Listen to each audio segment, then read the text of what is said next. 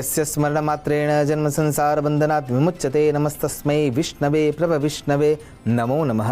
તમારા બધાનું સ્વાગત કરું છું આધ્યાત્મિક મહાશક્તિમાં। આજે ખૂબ જ ઉત્તમ દિવસ અને એમાં પણ હિંડોળા ઉત્સવની વ્યવસ્થા। પણ આ હિંડોળો જેને આપણે ઝૂલો કહીએ છીએ, પારણું કહીએ છીએ, હિંચકો કહીએ છીએ, એ ખરા અર્થમાં ધર્મ સાથે એવા તો કઈ રીતે જોડાયેલું હશે કે જેના કારણે થઈને આપણે એને આટલું બધું મહત્વ આપીએ છીએ। હિંડોળા ઉત્સવ જ્યારે ઉજવવાની વાત કરતા હોઈએ ત્યારે શું ખરા અર્થમાં એનું કોઈ મહત્વ છે? હા, પ્રતિક રૂપે જો વિચાર કરવા જઈએ તો એનું ઘણું મોટું મહત્વ આપણને જોવા મળે છે। શાંતાકારમ ભુજગશયનમ પદ્મનાભમ સુરેશમ વિશ્વાધારમ ગગન સદૃશમ મેઘવર્ણમ શુભાંગમ। આ ગર્ભસ્થ અવસ્થાનું જ વર્ણન છે। શાંતાકારમ, દરેક જીવાત્મા જ્યારે ડેટ ઓફના અવસ્થામાં હોય છે ત્યારે એ શાંત અવસ્થામાં હોય છે અને એ માના ગર્ભમાં છે, ચારે બાજુ અંધકાર છે। શાંતાકારમ ભુજગશયનમ, એ એવી અવસ્થામાં સૂઈ રહ્યો છે કે જ્યારે આજુબાજુમાં તરલતા છે।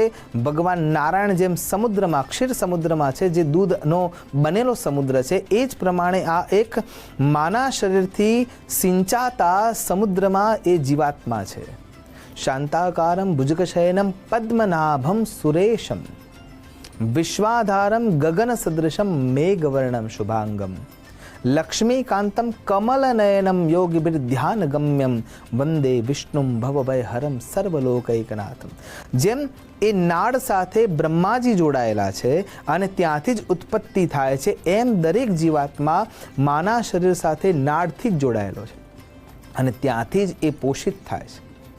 જેમ ભગવાન શ્રીમન નારાયણ પદ્મનાભ છે, એ સર્પની શેષ સૈયા પર સૂતા છે, એ જ પ્રમાણે આપણી અવસ્થા પણ એ રીતે જ હોય છે, કેમ કે અંગો એ પ્રમાણે જ વિકસિત થયેલા દેખાય છે અને ધીરે ધીરે 84 પ્રકારના આસનો માના ગર્ભમાં એ જીવાત્મા ઝૂલણામાં જેમ છે એ જ અવસ્થામાં એ બદલતો હોય છે અને પછી એનો પ્રસવ થાય છે અને એ શ્વાસ લેવા માટે તત્પરતા દાખવે છે।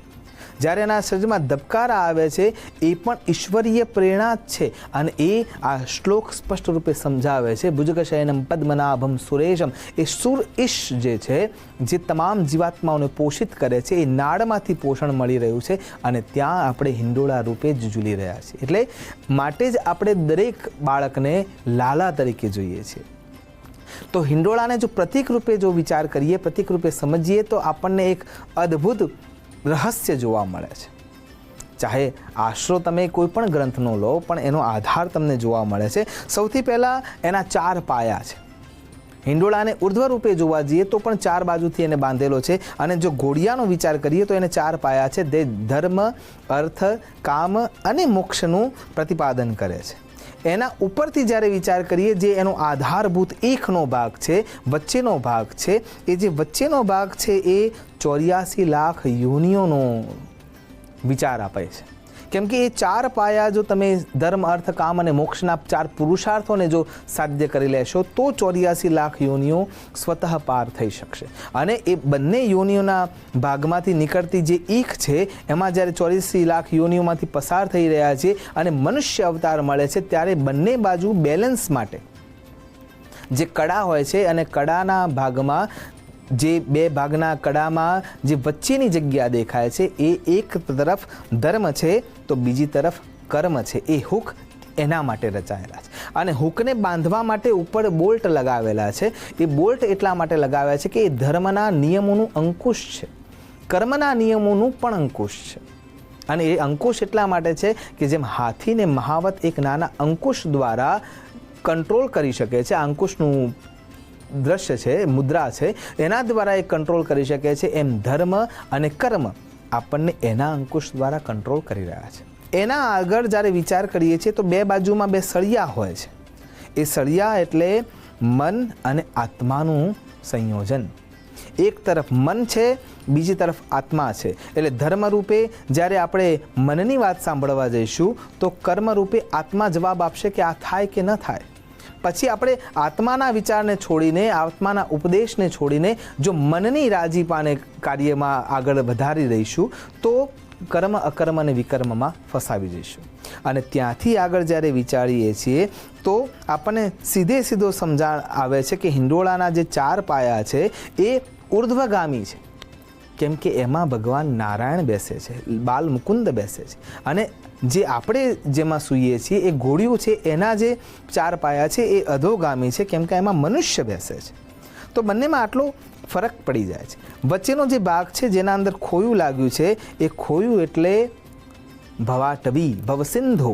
કેમ કે બાળક જ્યારે ઘોડિયામાં એ ખોયામાં સૂતું હોય છે ત્યારે એને પોતાના પૂર્વજન્મના સંસ્મરણો યાદ હોય છે. એ 40 દિવસ સુધી એને બધું જ યાદ હોય છે. ત્યારે એ જે ગર્ભમાં એને ભગવાનને પ્રાર્થના કરી છે કે હું બહાર આવીને તમારું સ્મરણ કરીશ, સત્કર્મ કરીશ, એ બધું જ એને યાદ છે. કેમ કે 40 દિવસ સુધી સાયન્સ પણ એવું સમજાવે છે, પુરાણો પણ એવું સમજાવે છે કે બાળક બધું જ જાણી શકે છે, એને બધું જ રિકોલ થઈ રહ્યું છે. અને એટલા માટે એ ભવસિંધુમાં છે, એ તરવા માટે એ તૈયારી બતાવે છે, પણ ધીરે ધીરે માયાના પટલમાં આવીને એ બધું જ વિસ્મૃત કરી બેસે છે. અને એટલા માટે થઈને આ ક્રિયા થાય છે. હિંડોળાને જ્યારે આપણે હિંચકીએ છીએ એના અંદર જે દોરી મૂકેલી છે એ દોરી પણ ખરા અર્થમાં જો વિચાર કરવા જઈએ તો આપણી પ્રકૃતિની જ વ્યવસ્થાને એ સમજાવે છે. અને દરેક જીવાત્માએ જે પોતાનો જન્મ યાદ છે એ દોરી રૂપે જ યાદ છે કે મારે જે ગતિ છે મારા કર્મની એના માટે હું સ્વતંત્ર છું. એટલે મારી કર્મની સ્વતંત્રતા અને વિચારોની સ્વાયત્તતા એ દોરીની ગતિ છે. હું કર્મ કરવા માટે સ્વતંત્ર છું અને વિચાર કરવા માટે પણ સ્વતંત્ર છું. એટલા માટે તો હું પાપ અને પુણ્યમાં જે ભેદરેખા છે એમાં ફસાઈ જાઉં છું. અને એટલા માટે એ દોરીથી આવાગમન જે થઈ રહ્યું છે, ગતિ પ્રતિગતિ મળી રહી છે, એ પણ આપણને એ જ સમજાવે છે કે તમારે રીતિમાં જવું છે કે નીતિનો આશરો લેવો છે. શ્વાસોશ્વાસ પણ એટલા માટે જ આવાગમન કરી રહ્યા છે કે એક શ્વાસે તમે સોહમ બોલી રહ્યા છો અને બીજી શ્વાસે એને શોધવા માટેની તૈયારી બતાવી રહ્યા છે. કોહમ અને સોહમનો નાદ એ શ્વાસ પ્રશ્વાસ અથવા ઉશ્વાસ દ્વારા થતો જાય છે. એનું પ્રતીક આ હિંડોળો છે. અને એટલા માટે આધુનિક અવસ્થામાં આપણે સમજી શકીએ છીએ કે ચોકલેટના આપણે હિંડોળા કરીએ છીએ, શાકભાજીના કરીએ છીએ, ડ્રાયફ્રૂટ્સના કરીએ છીએ, અલગ અલગ પ્રકારના સુશોભન દ્વારા આપણે હિંડોળા કરીએ છીએ. પણ એ હિંડોળા પાછળનો આશય શું છે? તો એ આશય આપણને સ્પષ્ટ રૂપે મળે છે કે જ્યારે જીવન છે એ જો શાકભાજીના હિંડોળાથી જઈ રહ્યા છે તો અન્યને પોષિત કરીને પણ સત્કર્મ કરીશું. જો ચોકલેટ દ્વારા કરી રહ્યા છીએ તો સ્વીટનેસ ફેલાવીને અમે અમારા જીવનને પૂરું કરીશું અથવા મોક્ષની ગતિ તરફ આગળ વધીશું. અથવા ધાતુઓનો જો એ હિંડોળો છે તો એવું સમજાવે છે કે અમારે અંદર જે તત્પરતા છે, સ્થિરતા છે, વહન કરવાની જે ક્ષમતા છે, એના થકી અમે દુઃખને વહન કરીશું, સુખને બીજા સુધી પહોંચાડીશું. અને ત્યાંથી આગળ જ્યારે વિચાર કરીએ છીએ તો ઈશ્વર સામે જ્યારે આપણે 56 ભોગ રાખીએ છીએ તો એમાં પણ અન્યને પોષિત કરવાની જ ભાવના છે. કહેવાનો અહીંયા અર્થ એ થાય છે કે હિંડોળો એ સામાન્ય વિષય નથી. એના સાથે આપણું મન અને પ્રતિમન જોડાયેલું છે. એના સાથે આપણા ક્રિયાકલાપો જોડાયેલા છે. એના સાથે આપણી ભાવનાઓ જોડાયેલી છે. અને એના કેન્દ્રમાં કોઈ હોય તો એ બાલ મુકુંદ છે.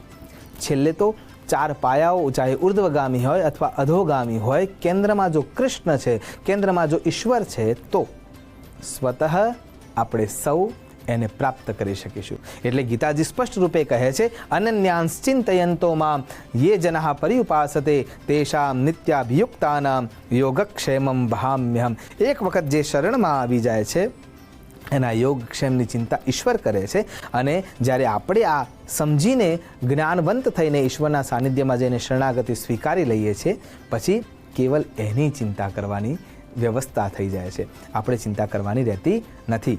આશા કરું છું હિંડોળાના પ્રતીક રૂપે આપણે આપણા જીવનને શુદ્ધ ચેતના સુધી પહોંચાડી શકીએ, ધર્મ અર્થ કામ અને મોક્ષના પુરુષાર્થોને પાર પાડી શકીએ અને ખરા અર્થમાં નારાયણમય થઈ શકીએ. એ જ અભ્યર્થના સાથે નમસ્કાર. અસ્તુ સદા શિવોહમ. નમો નમઃ.